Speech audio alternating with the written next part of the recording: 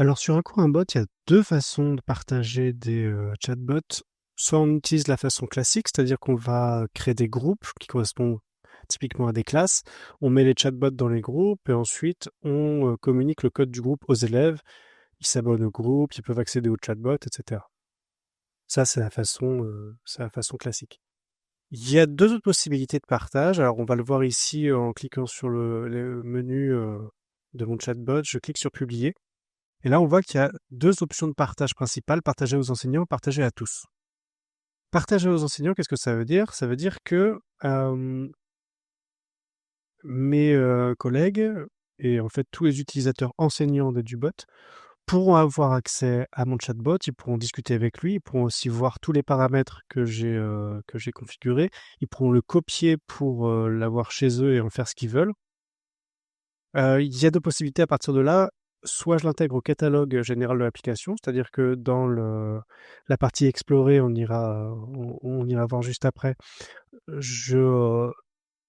il y a un répertoire de l'ensemble des chatbots qui ont été, rendus publics par les enseignants pour les enseignants.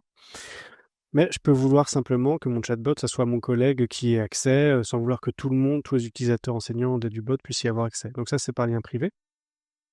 Soit donc je le partage par lien privé, soit je le partage par catalogue. Dans tous les cas, j'ai l'adresse du chatbot ici qui correspond à mon assistant, donc j'ai qu'à copier cette adresse et l'envoyer à qui je veux. Je peux générer un QR code que je peux enregistrer sous format image si je veux. J'ai aussi la possibilité de l'intégrer en tant qu'iframe.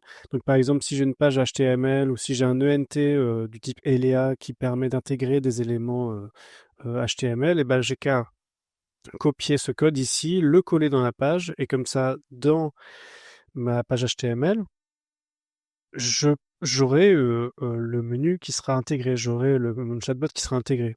Alors, c'est plutôt pour le partage à tous, mais on peut aussi l'activer en partage enseignant. Si j'active le partage pour tous, ça veut dire que eh ben, sur n'importe quel site web, je peux avoir un petit encart dans lequel, sans connexion, je peux accéder directement à mon chatbot de façon tout à fait immédiate. Ça peut être intéressant, surtout si on travaille sur les espaces de travail type Elea. On va simplement voir le partage aux enseignants. Donc, mettons que je l'intègre au catalogue ici. Et je vais dans Explorer. Et je vais pouvoir retrouver ici, partager mon chatbot. Alors, quel était son nom? Les fleurs du mal. Donc, il est bien ici, hein, il a été partagé. Je vais le dépublier, mais vous avez vu que ce chatbot peut donc être accessible par n'importe quel enseignant. Je peux aussi le partager à n'importe quel utilisateur, même fonctionnement, soit il est accessible par lien privé uniquement, que j'enverrai ce lien à qui je veux, soit je l'intègre au catalogue public.